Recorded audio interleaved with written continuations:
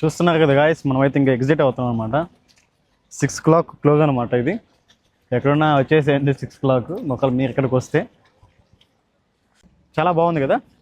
వీళ్ళు ఇంత శుభ్రంగా ఇంత మంచిగా చూపించడం అనేది చాలా గొప్ప విషయం అనమాట. చాలా జంతువులు అయితే ఉన్నాయి అనమాట. మనం ఆఫ్రికన్ విలేజ్ చూసాము, ఇంకా చాలా అయితే ఉన్నాయి చూడాల్సినవి. ఇదైతే బాగుంది, చాలా ఎక్స్పీరియన్స్. దుబాయ్ సఫారీ పార్క్ అనమాట. చాలా అయితే చాలా ఉన్నాయి ఇక్కడ. ఇంకా స్టార్ట్ అయిపోదాం, వెళ్ళిపోదాం మనం. ఇంకా ఎగ్జిట్ అయితే ఇదే.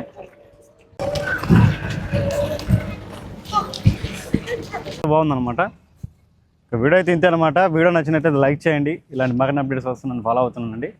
చూస్తున్నా కదా ఎంత బ్యూటిఫుల్గా అనేది వీళ్ళు చూపించారో. ఇలాంటి ప్లేస్కి మళ్ళీ మళ్ళీ రావాలి.